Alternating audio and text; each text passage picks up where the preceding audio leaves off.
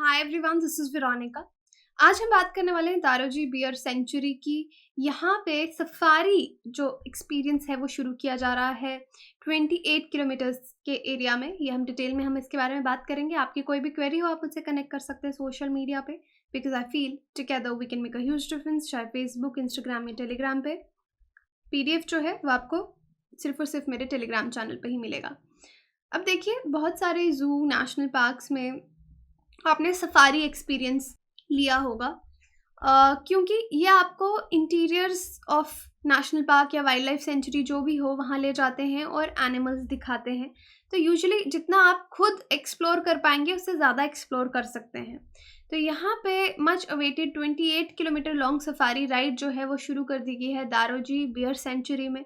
जो tourist दारोजी sloth bear century में जाते हैं बियर्स को देखने के लिए, अब उनको ज़्यादा चांसेस हैं कि वो बियर्स को देख पाएंगे, एक क्लोज रेंज से पास से देख पाएंगे, क्योंकि फॉरेस्ट डिपार्टमेंट ने यहाँ पे सफारी राइड्स जो हैं मॉर्निंग और इवनिंग दो टाइम में यहाँ पे शुरू की हैं।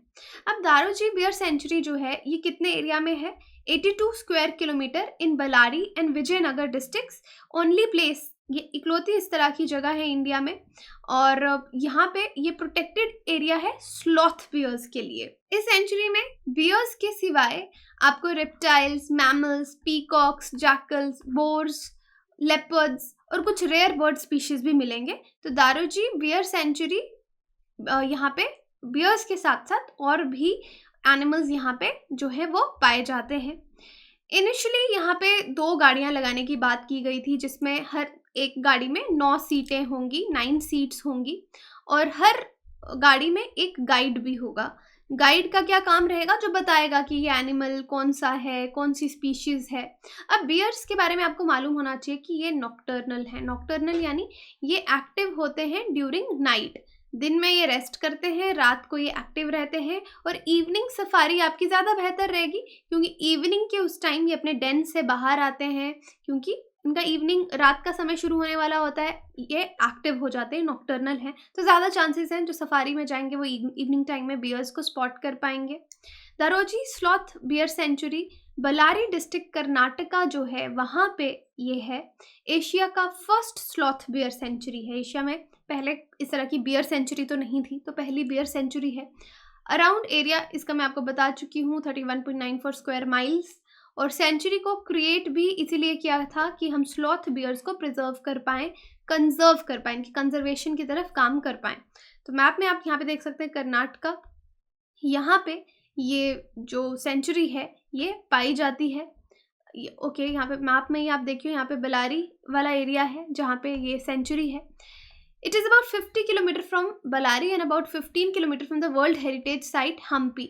अब यहाँ पे आप मैप में भी देख रहे थे कि हम्पी को रेड कलर से यहाँ पे दिखा रखा है। अब हम्पी वर्ल्ड हेरिटेज साइट है, तो ये उसके पास ही है। बलारी से 50 किलोमीटर और हम्पी से 15 किलोमीटर की दूरी पे ही स्थित है। जो एरिया है दारोजी इन संदूर तालुका और Ram Sagar of Hospet taluk is host to numerous sloth bears. तो ये जो पूरा एरिया है जहाँ पे सेंचुरी बनाई है और इसके आसपास, यहाँ पे बहुत सारे स्लॉथ बियर्स जो हैं वो पाए जाते हैं, एबंडेंटली पाए जाते हैं। और अगर आप बियर को देखेंगे तो ये रॉक के पास शेल्टर लेगा या बुशी फॉरेस्ट में आपको ज़्यादा पाया जाएगा, वहाँ पे बैठा हुआ मिलेगा। बियर्स को शुगर बहुत पसंद है, इसलिए इस एरिया में बहुत ज़्यादा शुगर केन, बेर फ्रूट्स, महुआ और इस तरह के क्रॉप्स जो हैं वो लगाए गए हैं, इसके फूड को ध्यान में रखते हुए, इसके हैबिटेट को ध्यान में रखते हुए। तो ये वाले क्रॉप्स आपको आसपास में मिलेंगे। अब स्लॉथ बियर अगर आप देखेंगे तो लॉन्ग डार्क कोट इसका होता है और पूरे हेयर से कवर होता है इसकी बॉडी। जो इसके 4 लिम्स हैं, आगे वाले लिम्स ज़्यादा लंबे हैं पीछे वालों से अगर आप कंपेयर करेंगे। इनके कान और आंखें बहुत छोटी छोटी होती हैं, इसलिए इनकी हियरिंग पावर इतनी ज़्यादा अच्छी नहीं होती, इनकी देखने की शक्ति भी इतनी अच्छी नहीं होती, सुनने और देखने की शक्ति इतनी अच्छी नहीं है। लेकिन इनका जो स्मेल है, सेंस ऑफ स्मेल, ये बहुत तेज़ होता है। ये स्मेल करके कहीं पे भी पहुंच जाते हैं। मिथोलॉजी कनेक्शन भी है इस एरिया का। ये माना जाता है कि मिथोलॉजिकल पीरियड जो रामायण में लिखा है, एम्पायर किष्किंधा, जिसको आज एनगुंडी कहा जाता है, लोकल प्रोनाउंसिएशंस माइट डिफर, एक मंकी एम्पायर था ये सुग्रीव का, ये बैंक्स ऑफ तुंगभद्र रिवर, ये एरिया जो पाया जाता है। जब श्री राम श्रीलंका की तरफ जा रहे थे तो उनकी आर्मी ने हम्पी लोकेशन, जो वर्ल्ड हेरिटेज साइट है, ये लोकेशन क्रॉस की थी। और तब एक बियर जिसका नाम था जम्बावंत, उन्होंने उस राम जी की आर्मी को ज्वाइन किया था। तो ये मिथोलॉजिकल यहाँ पे आप कनेक्शन देख सकते हैं। और इस मिथोलॉजिकल स्टोरी से हमको ये पता चलता है कि एग्जिस्टेंस जो है स्लॉथ बियर का, वो रामायण के समय से आपको नज़र में आएगा कि आपको जो हमारे टेक्स्ट हैं, मिथोलॉजिकल टेक्स्ट हैं, वहाँ पे भी स्लॉथ बियर का जिक्र जो है वो मिलेगा, वो भी इसी एरिया में, हम्पी वाले एरिया में।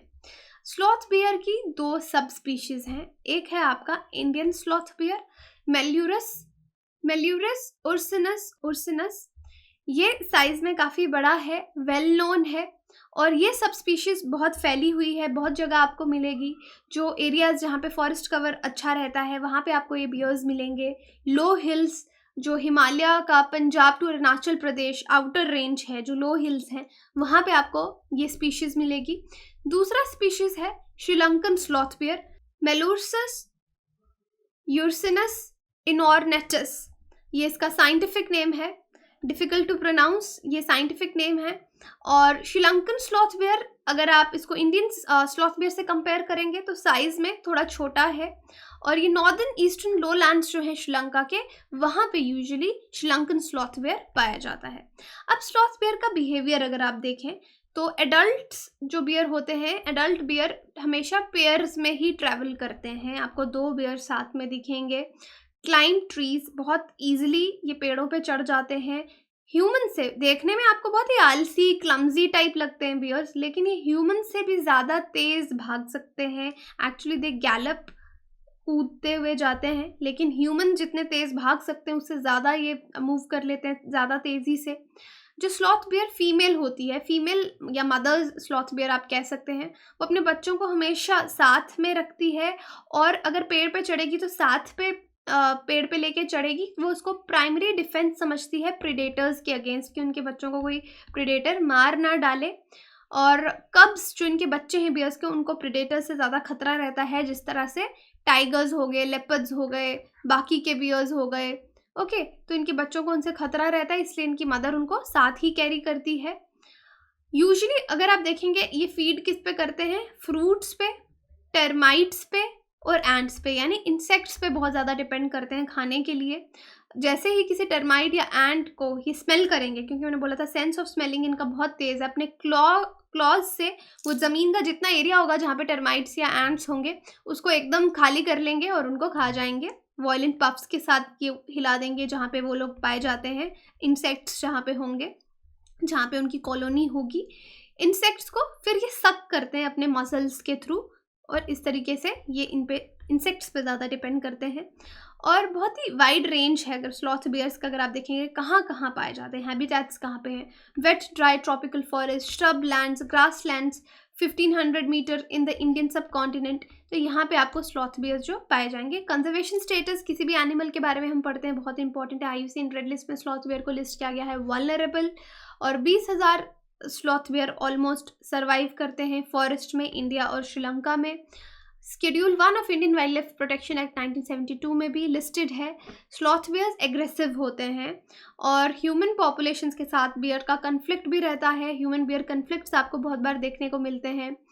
अब एक थियरी ये बताती है कि ये ह्यूमंस के साथ, ह्यूमंस को देख के बहुत एग्रेसिव हो जाते हैं, क्योंकि ह्यूमंस को अपना प्रीडेटर मानते हैं सेम लेवल पे। जैसे कि टाइगर और लेपर्ड को ये ट्रीट करते हैं, उनको अपना प्रीडेटर, अपना दुश्मन समझते हैं, वैसे ही ह्यूमंस को भी ये अपना प्रीडेटर मानते हैं और इसलिए एग्रेसिवली अटैक भी करते हैं ह्यूमंस पे, अगर कभी एक्सीडेंटल ये ह्यूमन और बियर सामने आ जाएं। ओके, तो ये पूरी स्टोरी थी स्लॉथ बियर्स के बारे में। और यहाँ पे आपके लिए क्वेश्चन है, स्लॉथ बियर हैज़ 2 सब species, one is Indian sloth bear, other is Arctic sloth bear.